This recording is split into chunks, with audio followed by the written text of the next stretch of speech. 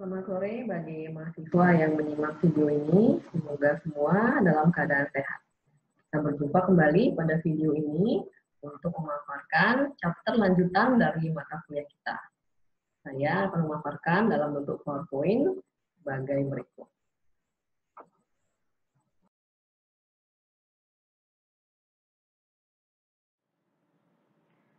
Topik kita kali ini adalah lingkungan budaya global dan kaitannya dengan perilaku konsumen.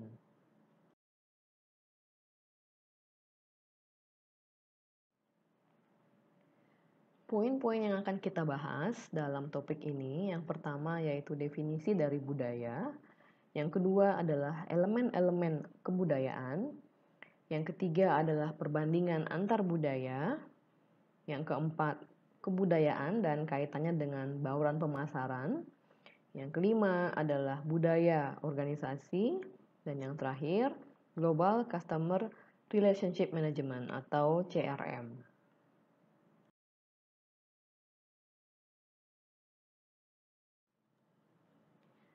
Dalam perspektif pemasaran global, lingkungan kebudayaan penting untuk dua alasan. Alasan yang pertama adalah pemasar global secara konstan menghadapi isu yang membutuhkan pemikiran yang matang berkaitan dengan sejauh mana budaya setempat dapat mempengaruhi bauran pemasaran dari suatu produk. Produk atau program promosi dan iklan yang tidak sesuai dengan kebudayaan setempat dapat mengakibatkan blunder bagi perusahaan.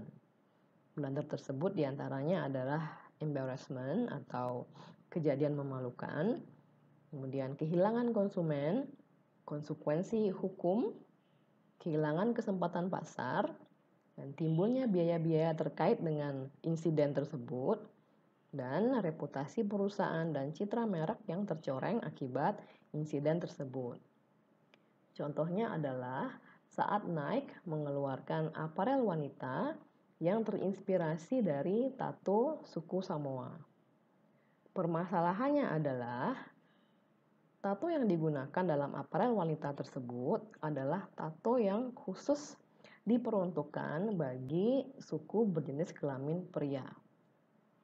Hal ini menimbulkan protes dari suku Samoa terkait dengan produk aparel wanita ini. Jadi insiden ini menimbulkan biaya bagi Nike, di mana mereka harus mengeluarkan dan melakukan aksi permintaan maaf terkait dengan insiden ini.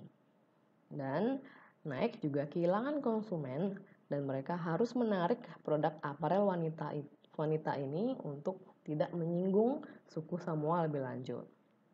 Dan reputasi dan juga merek Nike juga mendapatkan hal negatif dari hal ini, di mana konsumen menganggap Nike tidak sensitif terhadap kebudayaan-kebudayaan lokal. Kemudian alasan yang kedua adalah analisis terhadap lingkungan budaya seringnya dapat memberikan insight mengenai peluang pasar. Perusahaan yang mampu memahami atau mengenali kebudayaan lokal secara lebih baik dibandingkan dengan konsumennya, umumnya mereka mampu mendapatkan suatu keunggulan kompetitif. Contohnya adalah saat beberapa perusahaan pembuat diaper atau popok di Jepang, perusahaan ini mampu mencuri market share dari perusahaan pembuat popok terbesar yaitu Procter & Gamble. Bagaimana caranya? Ini perusahaan Jepang ini mereka menjual popok yang lebih tipis dibandingkan dengan yang dijual oleh Procter & Gamble. Sehingga produk yang lebih tipis ini itu lebih sesuai dengan keinginan dari masyarakat Jepang atau ibu-ibu di Jepang. Mengapa? Karena rumah-rumah di Jepang umumnya memiliki ruang yang lebih kecil atau ukuran rumah Jepang lebih kecil umumnya dari rumah-rumah di Eropa dan Amerika. Sehingga popok dengan kemasan yang lebih kecil dan lebih ringkas lebih dapat muat di dalam rumah orang-orang Jepang yang secara umum lebih kecil dibandingkan dengan di Eropa dan di Amerika.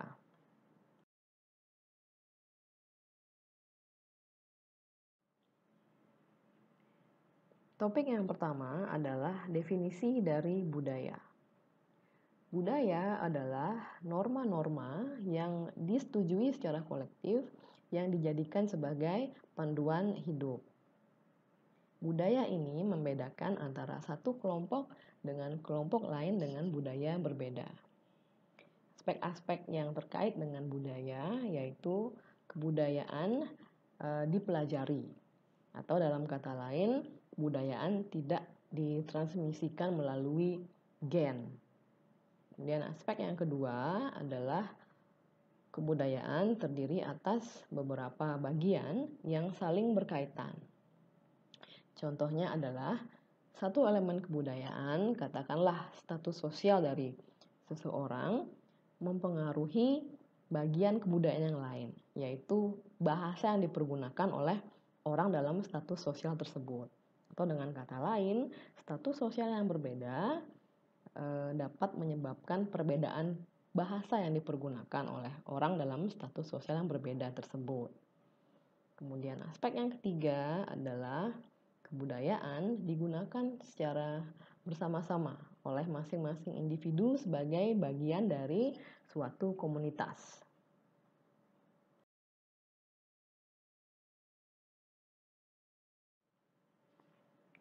Materi berikutnya adalah elemen-elemen dari budaya. Elemen yang pertama adalah material life. Material life ini artinya adalah teknologi yang digunakan atau cara-cara yang dipergunakan untuk memproduksi, mendistribusikan, dan mengkonsumsi barang dan jasa oleh suatu masyarakat atau komunitas. Implikasi dari material life ini terhadap bauran pemasaran dari suatu produk, contohnya yang pertama adalah di beberapa negara di luar Amerika Serikat, ruang pada rak supermarket itu sangat terbatas atau lebih kecil. Dan kulkas juga di negara di luar Amerika Serikat lebih kecil atau memiliki kapasitas yang lebih kecil dibandingkan kulkas di Amerika Serikat. Nah, sebagai hasilnya atau implikasinya, penjual soft drink di luar Amerika Serikat menjual soft drink dalam ukuran 1 sampai dengan maksimal 1,5 liter dibandingkan dengan 2 liter soft drink yang umum dijual di Amerika Serikat. Akibat dari adanya atau keterbatasan dari ruang rak supermarket dan juga kulkas-kulkas yang lebih kecil di negara-negara di luar Amerika Serikat. Kemudian contoh yang kedua adalah di pasar negara Cina dan India, infrastruktur jalan di beberapa lokasi itu masih sangat primitif, sehingga membuat proses distribusi produk menjadi sangat sulit. Contohnya di India, Coca-Cola mempergunakan kendaraan roda 3 untuk mendistribusikan Coca-Cola ke kios-kios yang berlokasi di jalan-jalan yang sempit. Tentunya kendaraan roda 3 ini tidak akan ditemui di negara-negara maju seperti di Amerika ataupun di Eropa untuk mendistribusikan Coca-Cola.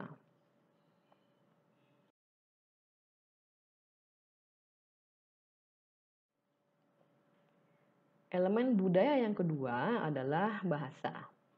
Bahasa terdiri atas bahasa lisan dan silent language, atau dalam kata lain, bahasa tubuh. Bahasa tubuh yang pantas dalam suatu kebudayaan belum tentu dianggap pantas juga di kebudayaan lain. Hal ini menjadi pertimbangan para pemasar dalam merancang strategi komunikasi pemasarannya di budaya yang berbeda. Blunder bahasa sering terjadi karena terjemahan yang kurang tepat dari iklan, slogan, atau label produk. Contohnya, Toshiba pernah memiliki jingle iklan di Cina yang berbunyi Toshiba, Toshiba. Sayangnya, dalam bahasa Mandarin, Toshiba terdengar seperti Tochuba, yang artinya, ayo kita curi itu. Sehingga, Toshiba perlu melakukan penyesuaian untuk memperbaiki mistranslation ini. Translasi atau terjemahan yang kurang tepat dapat memberikan image bahwa perusahaan kurang peduli terhadap konsumennya di negara lain. Beberapa teknik yang dapat dipergunakan untuk dapat menghasilkan terjemahan yang baik terdapat beberapa. Salah satunya adalah back translation. Contoh dari back translation ini adalah katakanlah suatu perusahaan asing multinasional ingin mengembangkan iklan untuk pasar Indonesia. Yang mereka lakukan pertama adalah merekrut satu orang natif Indonesia untuk menerjemahkan naskah asli iklan berbahasa Inggris ke dalam bahasa Indonesia. Kemudian merekrut seorang native speaker bahasa Inggris untuk menerjemahkan naskah iklan dalam bahasa Indonesia tadi ke dalam bahasa Inggris. Hasil terjemahan bahasa Inggris ini kemudian dibandingkan dengan naskah aslinya. Kemudian perbedaan antara kedua versi ini kemudian didiskusikan sehingga mencapai konsensus atas terjemahan yang benar-benar tepat. Kemudian label multilingual atau label dalam dua atau beberapa bahasa cukup umum digunakan. Ini hal ini untuk mengurangi biaya modifikasi apabila melakukan terjemahan pada label di masing-masing negara. Ini dengan label dengan multilingual atau label dalam beberapa bahasa, produk ini dapat dipasarkan di beberapa negara sekaligus. Kemudian dalam pasar yang ukurannya cukup besar, pemasar menghadapi suatu isu atau mereka memutuskan apakah untuk tetap mempergunakan nama merek asli atau memodifikasi nama merek agar dapat mempresentasikan identitas lokal. Contohnya adalah saat Hewlett Packard atau HP memasuki pasar Cina, mereka mengadopsi bahasa Cina untuk merepresentasikan mereknya, yaitu dari Hewlett Packard diubah menjadi Huipu, di mana Hui dalam bahasa Cina berarti kebaikan dan Pu berarti universal. Merek Huipu di Cina kemudian diterima dengan baik oleh konsumen di pasar tersebut.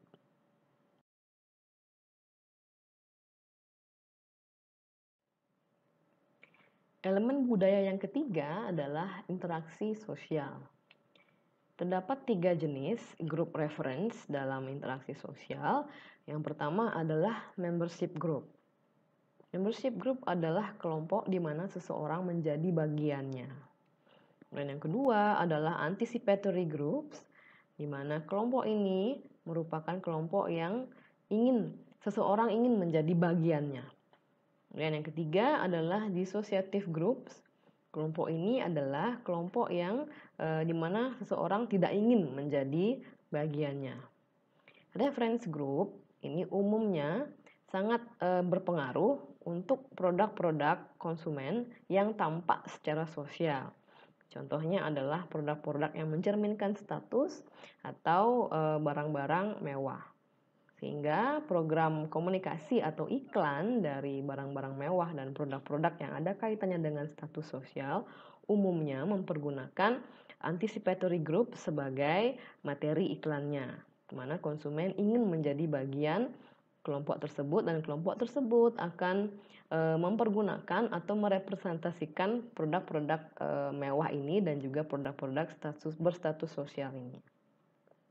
Implikasi dari interaksi sosial dalam bauran pemasaran contohnya adalah saat Allied Domec mensponsori program tari di MTV Network Asia yang disebut dengan Party Zone Mixing with Kalua. Jadi motivasi utama dari sponsorship ini adalah remaja di Asia, mereka melihat MTV sebagai trendsetter dan cerminan dari gaya hidup mereka.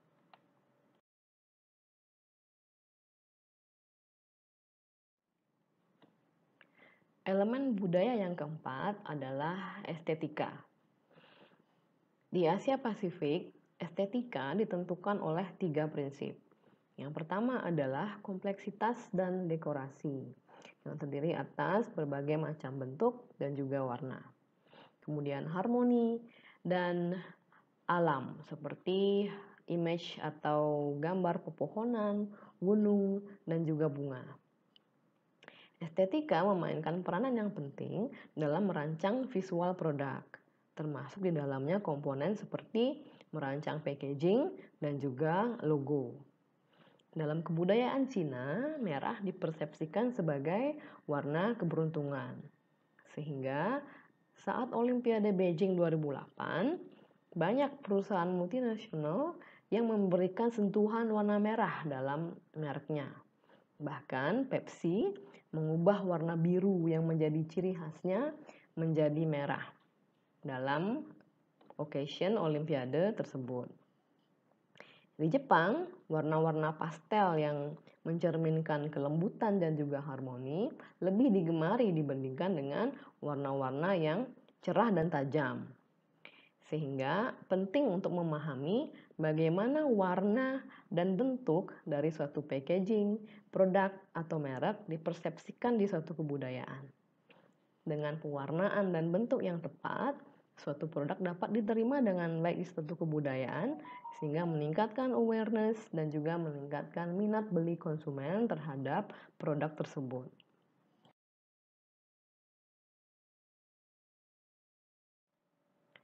Elemen budaya yang berikutnya adalah agama.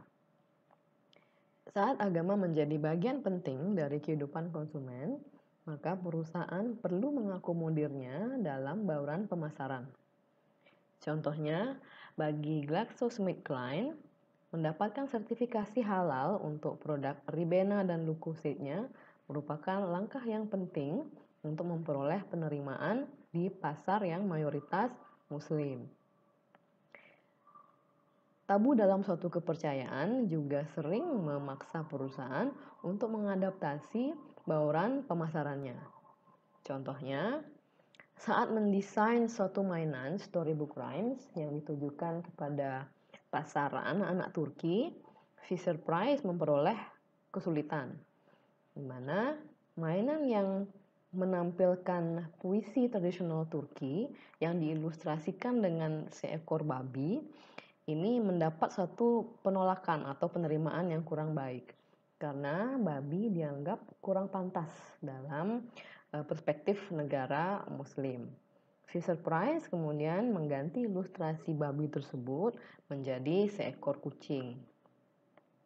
Kemudian contoh lainnya, Disney memutuskan untuk menggeser angle dari pintu masuk Hong Kong Disneyland-nya 12 derajat setelah berkonsultasi dengan ahli Chinese Feng Shui.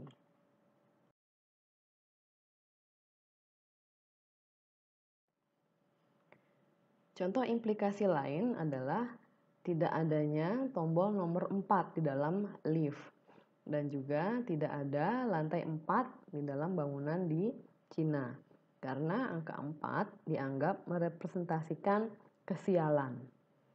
Dan ballroom juga dibangun exactly dengan ukuran 888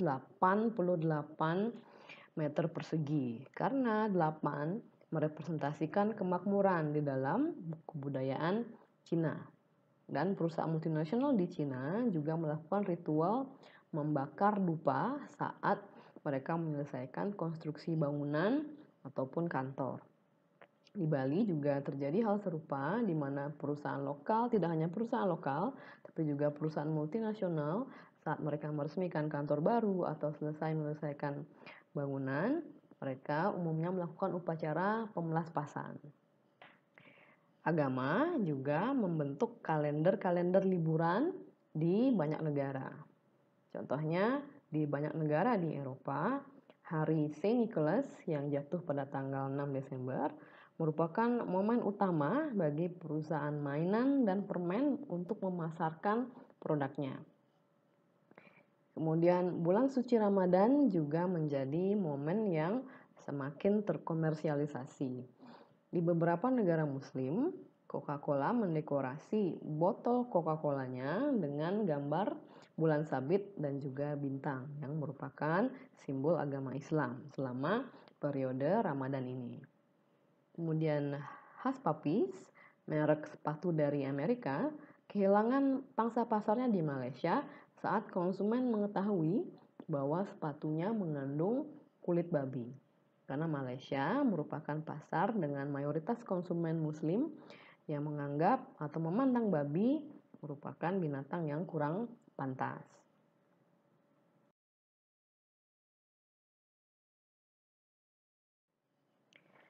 Elemen budaya yang berikutnya adalah pendidikan. Terdapat dua aspek pendidikan yang penting bagi pemasar internasional, yaitu tingkat pendidikan dan juga kualitas pendidikan. Tingkat pendidikan sangat bervariasi antara satu negara dengan negara lainnya. Indikator yang cukup kuat merepresentasikan tingkat pendidikan di satu negara adalah tingkat buta huruf di negara tersebut. Di negara-negara dengan tingkat buta huruf yang cukup tinggi, pemasar perlu lebih berhati-hati dalam merancang label produknya, dalam merancang iklan cetak, dan dalam merancang survei dalam riset pemasarannya. Contohnya adalah saat suatu perusahaan produsen makanan bayi, mereka memperoleh penjualan yang sangat sedikit atau sangat kurang baik di Afrika akibat label dari produk yang dipergunakan. Label produk menampilkan gambar bayi ditanggapi secara salah oleh masyarakat lokal yang berpikir bahwa produk tersebut mengandung bayi yang dicincang seperti itu. Jadi ini akibat dari tingkat buta huruf yang cukup tinggi sehingga konsumen kurang mampu untuk membaca dan memahami apa yang tertulis di dalam label. Sehingga penting bagi pemasar untuk memperhatikan bagaimana labeling dan iklan cetaknya di negara-negara dengan tingkat buta huruf yang cukup tinggi.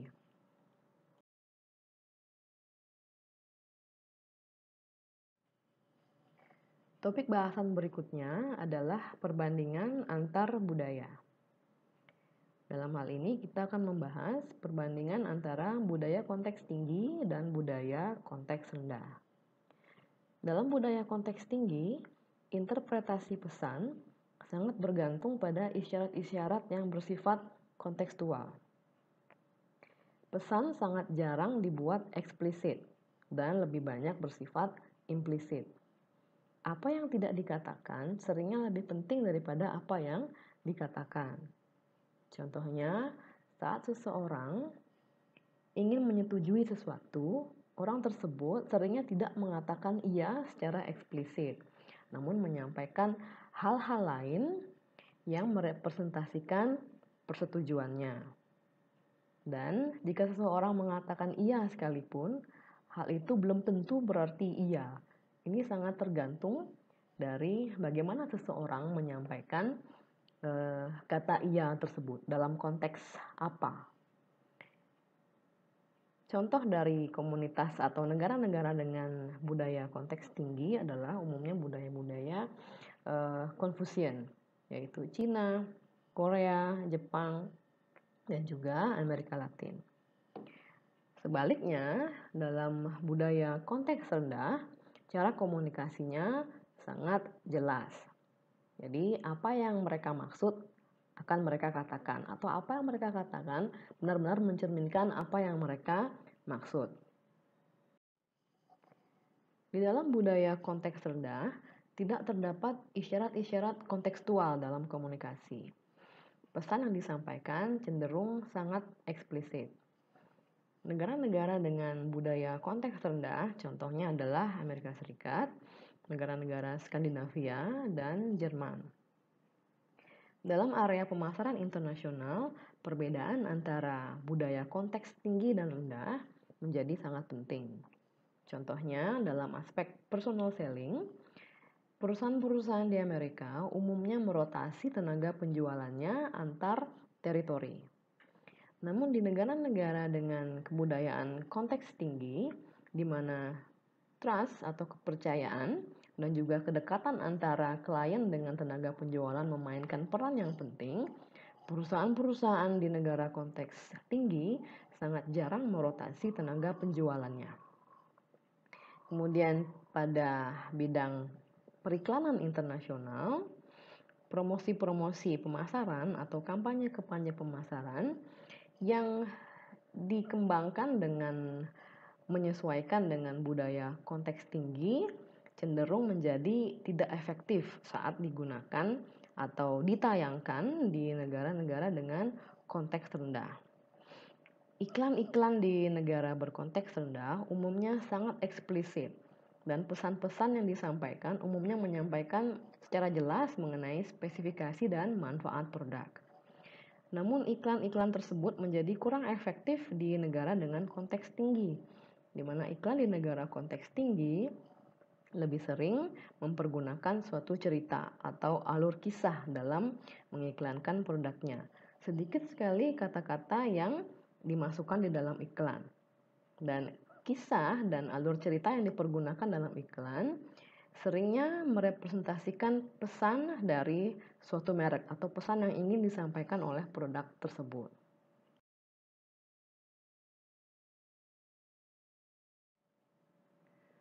Bahasan berikutnya dalam perbandingan antar budaya yaitu skema klasifikasi Hofstede. Hofstede mengklasifikasikan beberapa budaya mempergunakan 5 indikator.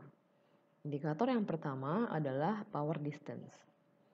Power distance adalah sejauh mana perbedaan derajat antar orang dianggap sebagai sesuatu yang dapat diterima.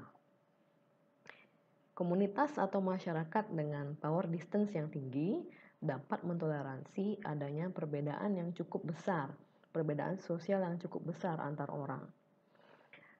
Simbol-simbol status memainkan peranan yang penting dalam komunitas ini, dan pemimpin yang ideal adalah pemimpin yang disegani dan memberikan instruksi-instruksi yang cukup tegas. Kemudian dalam komunitas low power distance atau dengan power distance yang rendah, masyarakat ini cenderung lebih egalitarian. Orang-orang yang berkuasa dalam komunitas dengan power distance rendah, mereka cenderung berusaha untuk berbaur dan terlihat tidak begitu berkuasa.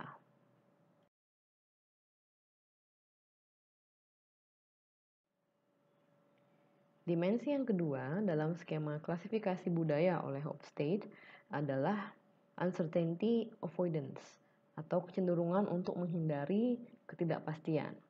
Jadi artinya adalah sejauh mana orang-orang dalam suatu budaya merasa tidak nyaman dengan ketidakpastian dan bergantung pada berbagai mekanisme untuk mengurangi ketidakpastian tersebut. Contoh-contoh negara yang memiliki skor uncertainty avoidance yang tinggi atau sangat menghindari ketidakpastian adalah Yunani, Portugal, Jepang, Prancis, dan Spanyol. Konsumen-konsumen di negara tersebut sangat menghargai hal-hal yang alami. Implikasinya adalah suatu perusahaan British yang bernama Lush merupakan contoh dari perusahaan yang memahami keinginan tersebut. Jadi Lush menjual kosmetik yang natural atau alami dengan moto as natural as beauty gets. Jadi semua produk dijual dengan mencantumkan tanggal expiry, dan Lush menjadi sangat sukses di Jepang, negara dengan tingkat penghindaran ketidakpastian yang tinggi.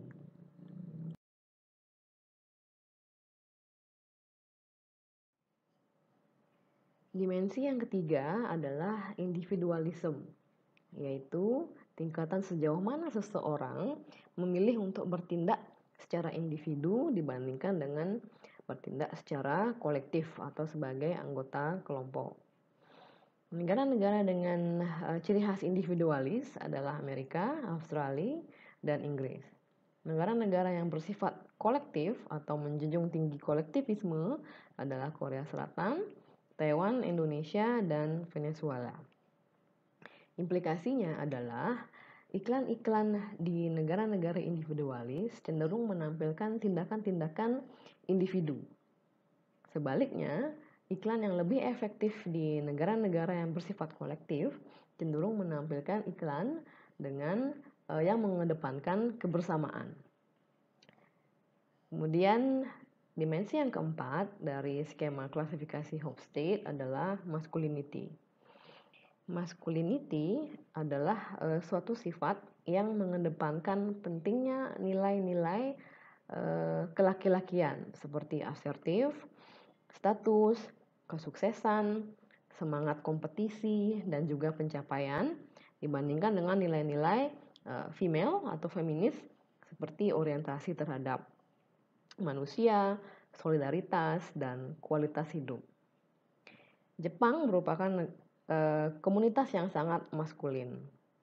Negara lain yang juga memiliki skor tinggi dalam hal masculinity adalah Austria, Italia, dan Meksiko.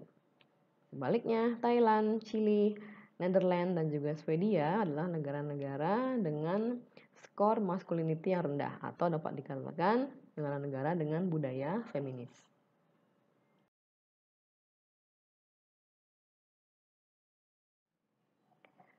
Barang-barang mewah umumnya digunakan untuk merepresentasikan kesuksesan seseorang.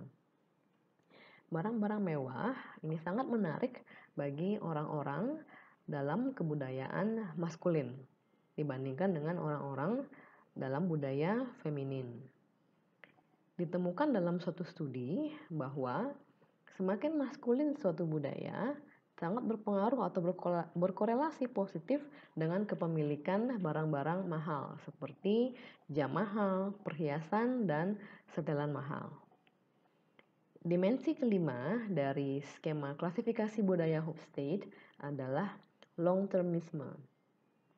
Jadi orang-orang yang berorientasi jangka panjang cenderung memiliki nilai-nilai yang berpusat pada masa depan, seperti budaya berhemat dan juga kerja keras. Hal ini berimplikasi pada pengelolaan sumber daya manusia dalam suatu perusahaan. Umumnya di negara-negara dengan long-termisme yang tinggi, perusahaan memberikan insentif bagi karyawannya yang bersifat jangka panjang, contohnya saham. Dan sebaliknya, dalam kebudayaan dengan nilai long-termisme yang rendah, insentif yang lebih efektif adalah insentif yang bersifat jangka pendek.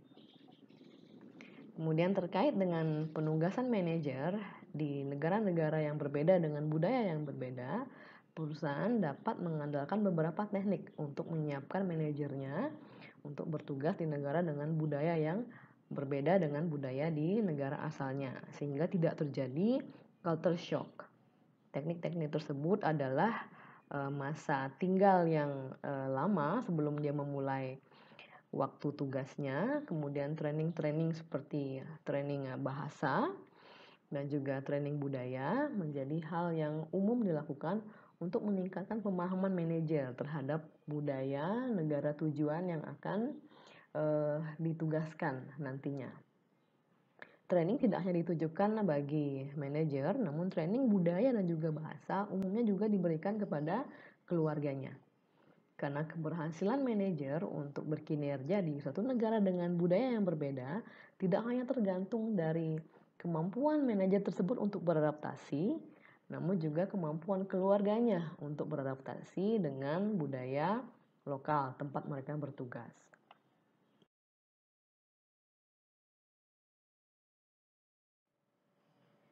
Topik bahasan berikutnya adalah kaitan antara budaya dan bauran pemasaran. Pertama, kita akan membahas bagaimana budaya mempengaruhi kebijakan produk. Contohnya adalah serial Powerpuff Girl yang merupakan acara karate superhero yang ditayangkan oleh Cartoon Network yang memiliki banyak penggemar di kalangan anak-anak Amerika. Saat serial ini ditayangkan di Jepang, serial ini gagal total. Untuk dapat meningkatkan daya tarik dari serial ini, Cartoon Network kemudian memutuskan untuk merubah karakter-karakter dalam serial ini.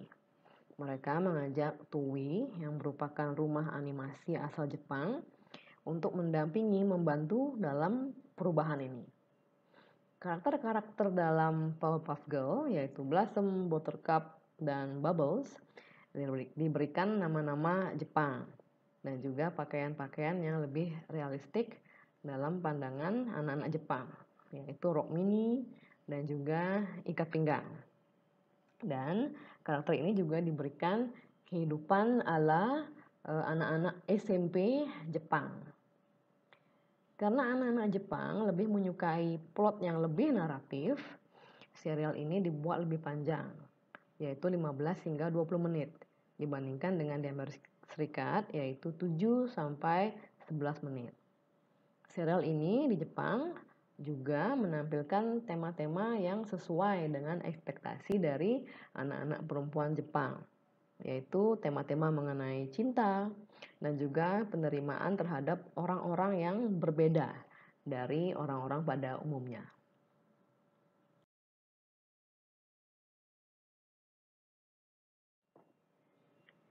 Contoh lainnya adalah Dunkin Donuts Taiwan yang menawarkan cita rasa lokal seperti green tea dan honeydew melon.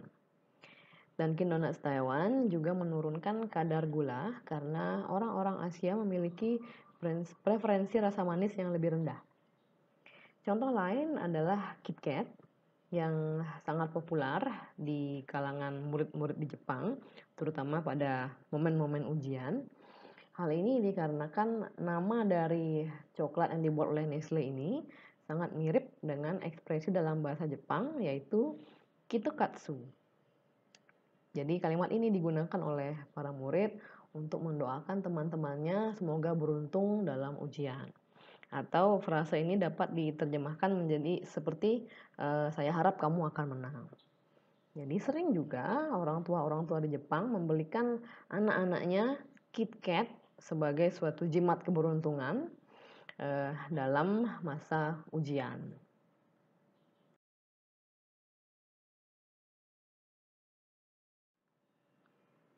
Norma-norma budaya kadang dapat membuka peluang untuk mengembangkan produk baru.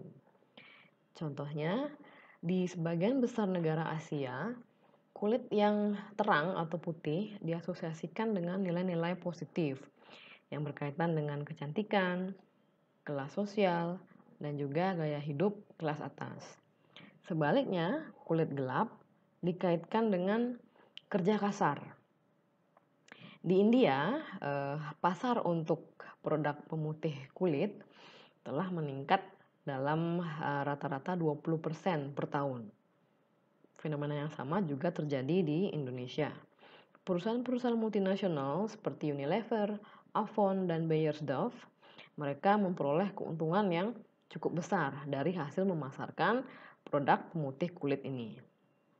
Contoh lainnya, di Vietnam, Unilever menyesuaikan produknya untuk mencerminkan budaya lokal, di mana versi Vietnam dari sampo Sunsilk menyertakan ekstrak dari suatu biji yang dikenal sebagai boket yang digunakan oleh wanita-wanita Vietnam untuk merawat rambutnya yang panjang agar tetap hitam dan bersinar. Jika di Indonesia terdapat Sunsilk urang-aring. Dan juga di negara-negara dengan mayoritas muslim, perusahaan multinasional mereka mengembangkan sampo yang dikhususkan untuk wanita berhijab yang membuat rambut terasa segar dan nyaman walaupun ditutup oleh hijab.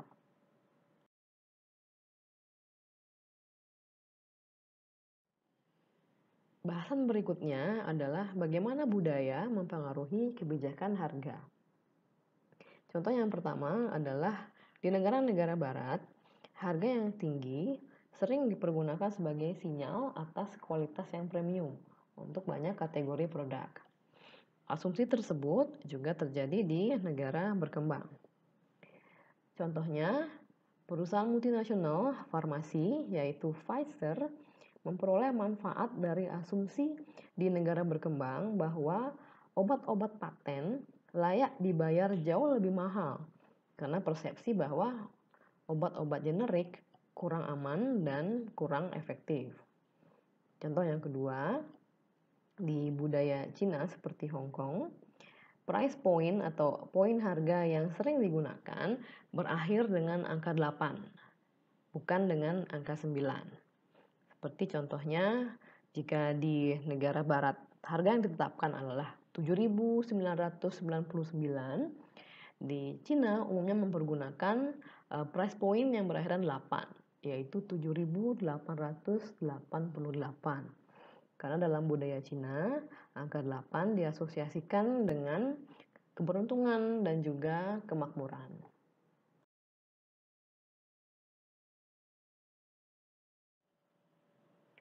Berikutnya adalah bagaimana budaya mempengaruhi kebijakan distribusi. Contoh yang pertama adalah Walmart yang mengalami kesulitan di pasar Jerman. Pasar Jerman adalah pasar yang cukup sulit ditembus oleh mega retailer seperti Walmart. Belanjaan yang dibantu dimasukkan ke tas belanja oleh staf merupakan hal yang kurang lazim bagi konsumen di Jerman karena mereka tidak menyukai orang asing untuk menghandle belanjaan mereka. Di Jerman, toko yang lebih populer adalah toko yang berukuran medium seperti Aldi dan Lidl. Dan toko-toko yang berukuran mega seperti Walmart kurang populer. Contoh yang kedua adalah Dell, di mana Dell terpaksa harus bertransisi ke metode retail tradisional dengan membuka toko retailnya sendiri untuk menjual produk-produknya.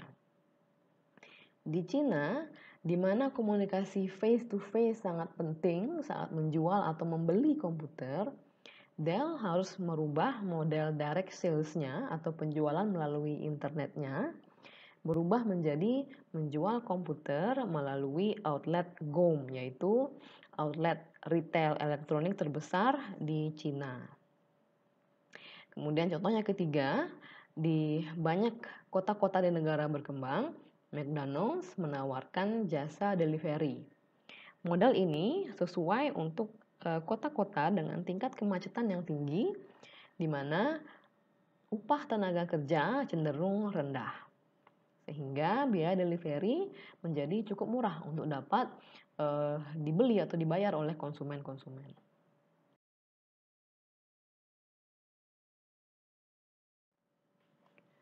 Bahasan berikutnya adalah bagaimana budaya mempengaruhi kebijakan promosi. Kalender kebudayaan suatu negara sering menciptakan peluang pemasaran.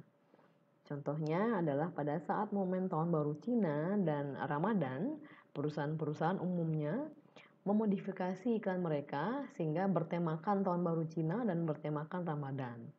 Selain itu, slogan dan logo mereka dan juga packaging seringnya juga disesuaikan untuk menyesuaikan dengan tema-tema Chinese New Year dan juga Ramadan.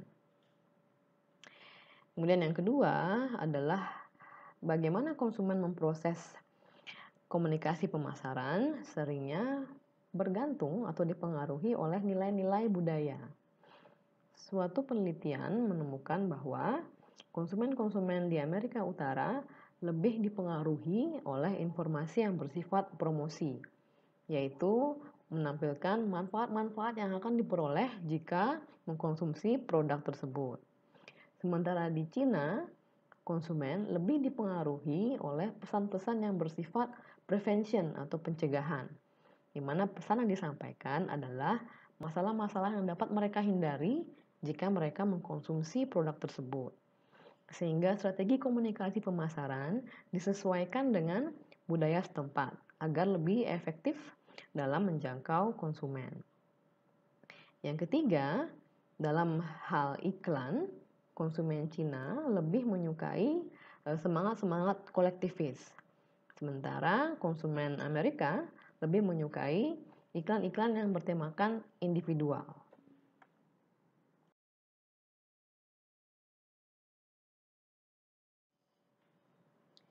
Bahasan berikutnya adalah budaya organisasi. Budaya organisasi atau budaya perusahaan adalah asumsi nilai dan kepercayaan yang disetujui secara bersama-sama yang mempengaruhi bagaimana orang-orang dalam organisasi berperilaku.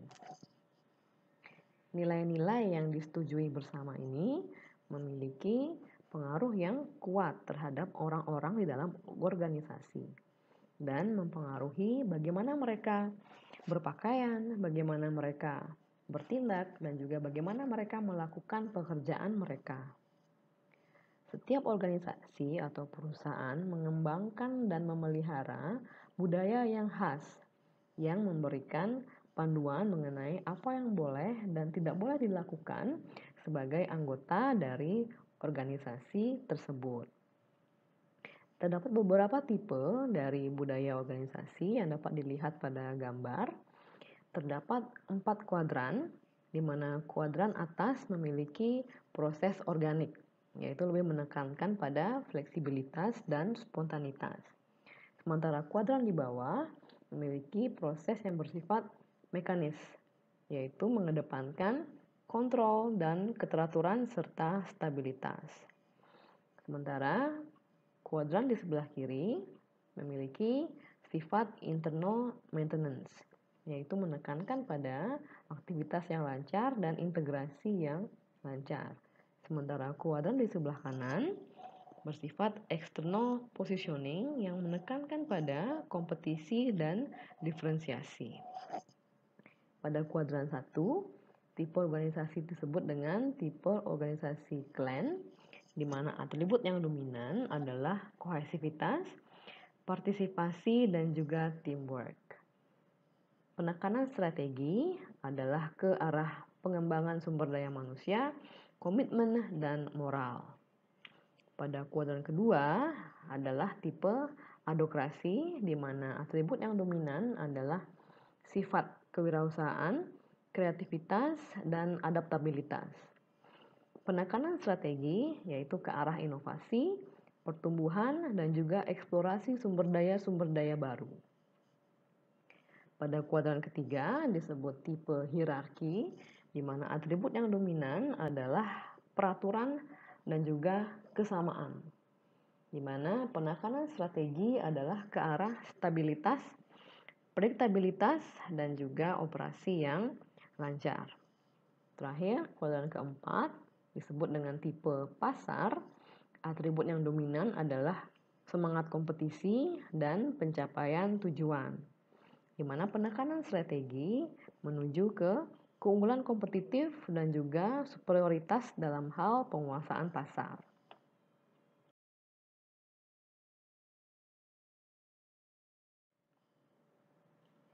Budaya organisasi antar perusahaan dapat sangat berbeda. Budaya perusahaan seringnya dipengaruhi oleh budaya negara tersebut. Di sini kita akan membahas bagaimana kuatnya organisasi atau budaya organisasi mempengaruhi bagaimana pekerja-pekerja mereka bertindak dan melakukan pekerjaan mereka.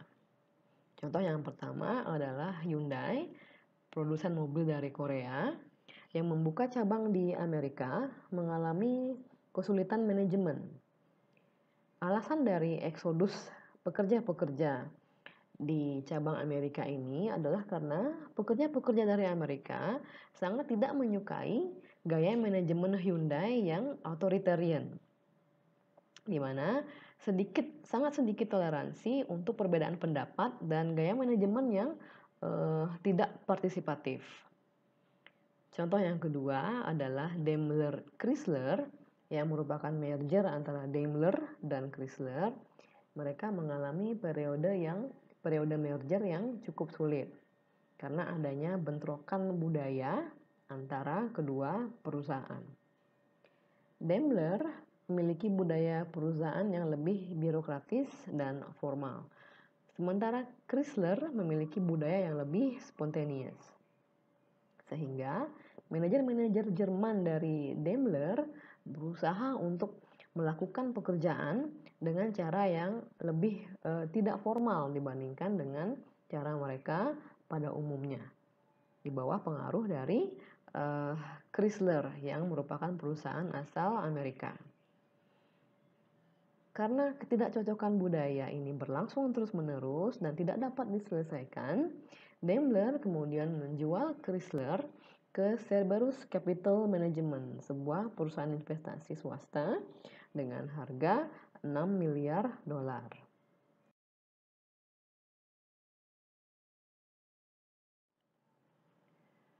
Topik bahasan berikutnya adalah Global Customer Relationship Management atau CRM.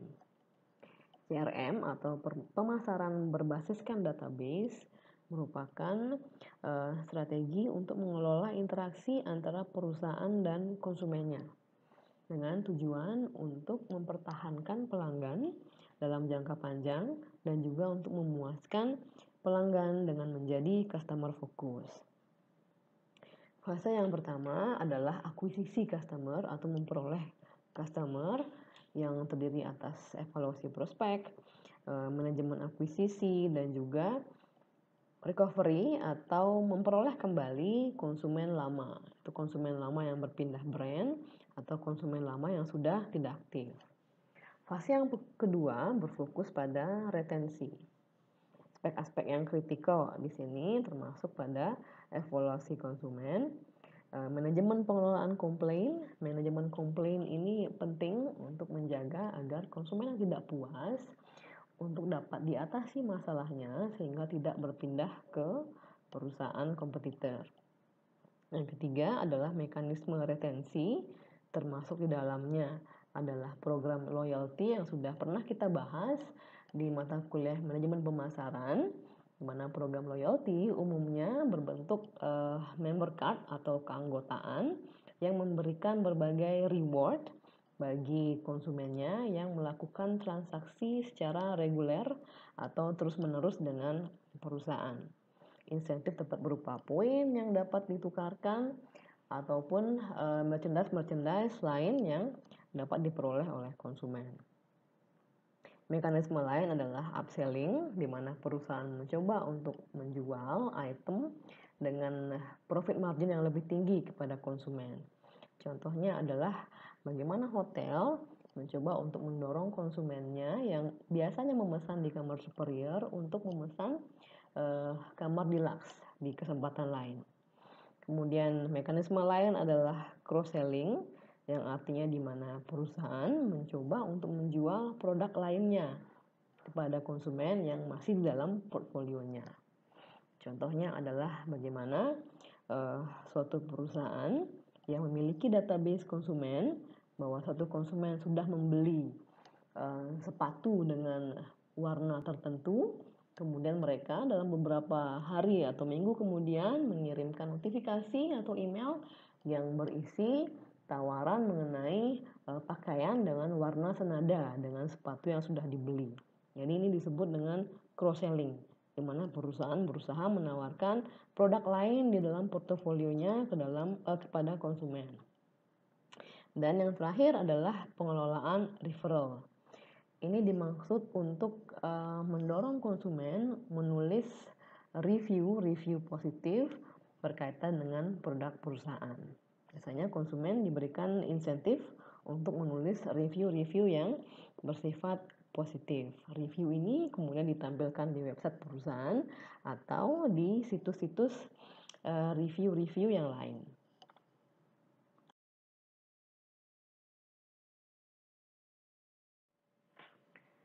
Bahasan berikutnya adalah faktor-faktor yang mendorong dilakukannya CRM. Alasan yang pertama adalah loyalitas konsumen yang semakin menurun, yang memberikan tekanan pada perusahaan untuk semakin meningkatkan program retensi konsumennya. Alasan yang kedua adalah konsumen yang semakin demanding, yang menginginkan produk dan layanan yang terpersonalisasi. Alasan yang ketiga adalah segmen pasar yang sangat berbeda atau terdiferensiasi. Segmen market yang berbeda juga memerlukan pemasaran yang berbeda, dan dalam kasus yang ekstrim one-on-one marketing atau pemasaran untuk masing-masing konsumen berbeda. Hal ini mungkin dilakukan mempergunakan database marketing yang mencatat histori transaksi dari masing-masing konsumen dengan perusahaan. Data histori ini kemudian dapat dipelajari untuk memahami preferensi konsumen. Untuk itu, dari data ini, one-on-one marketing dapat dilakukan karena preferensi masing-masing konsumen telah dapat diketahui. Alasan yang keempat adalah keberadaan dari internet yang memungkinkan komunikasi yang semakin intens dan pemasaran yang interaktif dengan konsumen.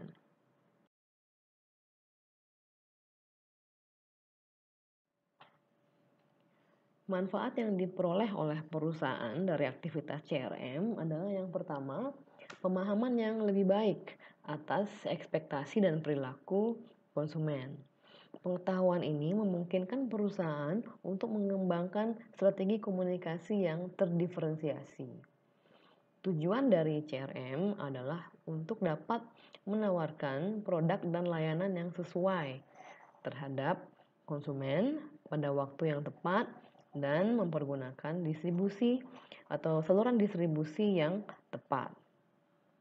Dan manfaat yang kedua adalah database konsumen dapat memfasilitasi kampanye direct mail atau program pemasaran di mana pemasar dapat mengirimkan konten-konten atau pesan pemasaran melalui email ke masing-masing konsumen. Tentunya dengan pesan yang berbeda-beda sesuai dengan preferensi konsumen. Jadi data preferensi konsumen diperoleh dari database yang telah dijelaskan sebelumnya. Dalam kondisi ini, CRM melalui direct mailing campaigns-nya merupakan alternatif yang lebih ekonomis dibandingkan dengan beriklan di media massa dan menargetkan konsumen secara luas, di mana metode ini kurang relevan dengan kebutuhan masing-masing konsumen dan juga berbiaya lebih tinggi dibandingkan dengan direct mailing campaign. Demikian paparan saya pada chapter ini. Semoga dapat dipahami dengan baik dan diterima dengan baik. Kita berjumpa kembali di video berikutnya. Terima kasih atas atensinya dan selamat sore.